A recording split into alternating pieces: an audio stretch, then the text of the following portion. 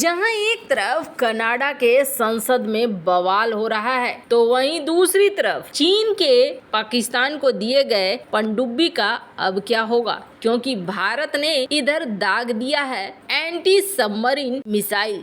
Geopolitics में बहुत कुछ चल रहा है, जानने को मिलेगा बहुत कुछ। आइए जानते हैं इन खबरों को विस्तार से। स्क्रीन पर देख रहे हैं आप कनाडा के संसद को। We put an end to this wacko policy by this wacko prime minister. No. That is not There are a couple of things which are going on here today, which is not acceptable. And I ask all members, please, to keep themselves, to control themselves. I'm going to ask two things. One, I'm going to ask the Honourable Leader of the Opposition to withdraw that term, which is not considered parliamentary. Mr. Speaker, I replace wacko with extremist. He is an The Honourable Member to please. और यहाँ पर दो लोगों को देख रहे हैं। एक तरफ है पियरे पोइलीव, ये कनाडा के विपक्ष के नेता हैं और इस बार के तगड़े उम्मीदवार हैं। इनकी लोकप्रियता चढ़ती जा रही है और कनाडा के जस्टिन ट्रूडो की लोकप्रियता घटती जा रही है। अब यहाँ पर संसद में बड़ा बवाल मच गया, क्योंकि कनाडाई विपक्ष के नेता पियरे पोइलीव ने जस्टिन ट्रूडो को सनकी कह दिया, जिसके बाद उन्हें देश के संसद, जिसे हाउस ऑफ कॉमन्स कहा जाता है, उससे बाहर निकाल दिया गया। कनाडा में अगले साल लोकसभा के चुनाव होने वाले हैं, लिहाजा देश में राजनीतिक तनाव काफी बढ़ा हुआ है। अभी तक जो ओपिनियन पोल्स कराए गए हैं उनमें विपक्षी दक्षिणपंथी कंजर्वेटिव पार्टी, जिसके नेता पियरे पोइलीव हैं, वो काफ़ी आगे चल रहे हैं। कंजर्वेटिव पार्टी को ओपिनियन पोल्स में मिल रही भारी बढ़त से जस्टिन ट्रूडो परेशान हो चुके हैं और यही वजह है कि किसी भी तरीके से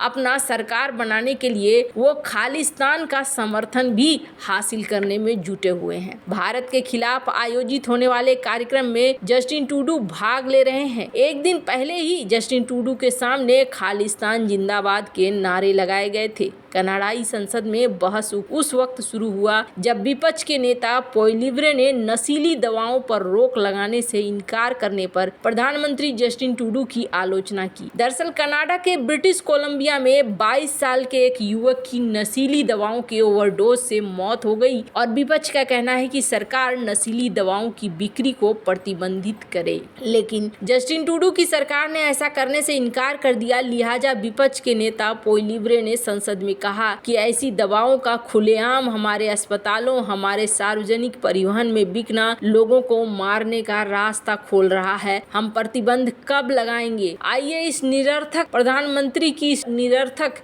नीति को समाप्त करें। इसी दौरान पोइलीव ने जस्टिन ट्रूडो को सनकी कह दिया। हालांकि उन्होंने बाद में भी अपने ट्विटर हैंडल पर भी इस चीज को ट्वीट किया और अपनी बात पर ये कायम रहे, जिसके बाद स्पीकर ने कहा कि आपने जिस भाषा का इस्तेमाल किया है वो भाषा गलत है, आप भाषा को सही कीजिए। हालांकि कंजर्वेटिव पार्टी के सांसदों ने पोइलीव की टिप्पणियों की सराहना की, लेकिन हाउस स्पीकर ग्रेग फर्गस ने विपक्षी पोइलीव से कहा कि उनकी टिप्पणी असंसदीय और अस्वीकार्य है और उन्हें ये टिप्पणी वापस लेनी चाहिए। लेकिन पोइलीव ने ये कहते हुए मना कर दिया कि इसके बजाय वो चरमपंथी या कट्टरपंथी शब्द का उपयोग कर लेंगे, जिसके बाद स्पीकर ने उन्हें संसद से बाहर निकाल दिया। अपने सांसदों के साथ सदन से बाहर निकले पोइलीव ने बाद में ड्रग्स को लेकर प्रधानमंत्री ट्रूडो के रुख पर अपना हमला दोहराया। उन्होंने एक सोशल मीडिया पोस्ट में कहा कि ये एक निरर्थक प्रधानमंत्री की एक निरर्थक नीति है जो जिंदगियों को नष्ट कर रही है। वहीं पोइलीव को सदन से बाहर निकाले जाने के बाद ट्रूडो ने कहा कि अध्यक्ष महोदय, विपक्षी नेता ने जो किया वो शर्मनाक और रीढ़ विहीन नेतृत्व कैसा दिखता है उसका नमूना है। वो सक्रिय रूप से उन सदस्यों का समर्थन हासिल करने के लिए श्वेत राष्ट्रवादियों से हाथ मिला रहे हैं। आपको बता दें, जस्टिन ट्रूडो और विपक्षी नेता पोइलीव के बीच काफी खराब रिश्ता है और जस्टिन ट्रूडो कई बार पोइलीव पर चरमपंथी होने का आरोप लगा चुके हैं। ट्रूडो का कहना है कि पोइलीव भी डोनाल्ड ट्रंप के मेक अमेरिका ग्रेट अगेन जैसे नारों के समर्थक हैं। ट्रूडो टूडू ने मंगलवार को पत्रकारों से बात करते हुए पोइलिब्रे पर दूर दक्षिण विरोधी समूह के साथ समय बिताने का आरोप लगाया था। टूडू ने कहा कि ये जिम्मेदार नेतृत्व नहीं है, ये लोकतंत्र के लिए खतरनाक है, ये कनाडाई लोगों के लिए खतरनाक है। लेकिन कनाडा की जनता शायद जस्टिन टूडू से अलग राय रखती है। कनाडा में अगला चुनाव अक्टूबर 2025 में होना है और जनता की राय के सर्वेक्षण से संकेत मिलता है कि कंजर्वेटिव केंद्र जस्टिन टूडू की लिबरल पार्टी के खिलाफ जोरदार बहुमत हासिल करने वाली है। वहीं हालिया समय में जस्टिन टूडू ने खालिस्तानियों का समर्थन कर जो कैंपेन चलाया है उससे गुस्साए कनाडाई भारतीय पोइलिब्रे को एकजुट समर्थन कर सकते हैं।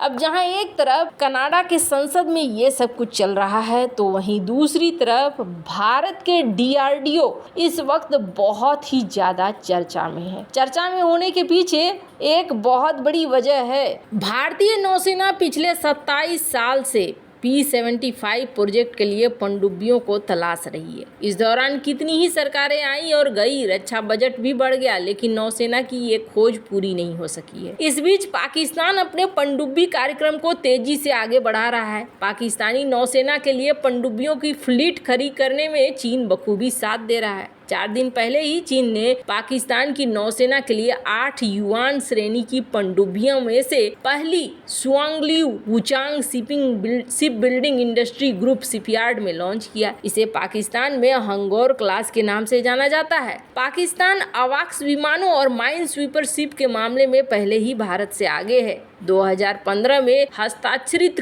कॉन्ट्रैक्ट के अनुसार चीन पाकिस्तान को 8 एडवांस पनडुब्बियों की आपूर्ति करेगा, जिनमें से 4 चीन में बनेंगे, बाकी 4 कराची में बनेंगे। कराची में बनने वाली इन चारों में चीन से महत्वपूर्ण TOT शामिल होगा। पहली 4 पनडुब्बियां 2023 तक आनी थी और अंतिम 2028 तक आनी है, लेकिन ये परियोजना समय से थोड़ा पीछे चल रही है।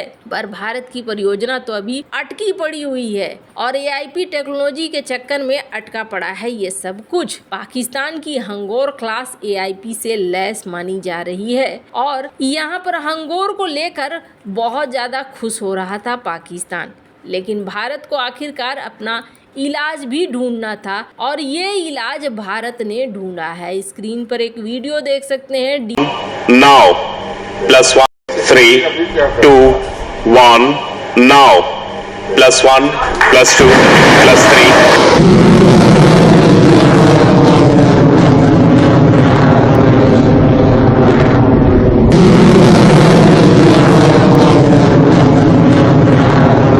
DRDO इस वक्त बहुत ज्यादा चर्चा में है और चर्चा में होने के पीछे सबसे बड़ी वजह है टाइमिंग। भारत ने long range anti submarine missile system का सक्सेसफुल परीक्षण कर लिया है। एक बार फिर से इन्होंने स्मार्ट को दागा है और स्मार्ट का इस बार फुल रेंज देखा गया कि पूरी कैपेसिटी इसकी कितनी है, फुल रेंज के साथ ये हमला कर सकता है या नहीं कर सकता है। DRDO ने स्मार्ट का परीक्षण किया है जो एक कैनेस्टर बेस्ड मिसाइल सिस्टम है, मतलब कि कैनेस्टर पर आधारित एक ऐसा सिस्टम जिसे कहीं भी लाया जा सकता है। एडवांस टॉर्पीडो लगे हैं जो पानी के अंदर जाकर सबमरीन को नष्ट करने के लिए बनाए गए हैं। स्मार्ट के बुधवार को इस परीक्षण के बाद भारत के हाथ में एक बड़ी शक्ति जरूर लग गई है जो चाइना के दिए गए इस सबमरीन्स के लिए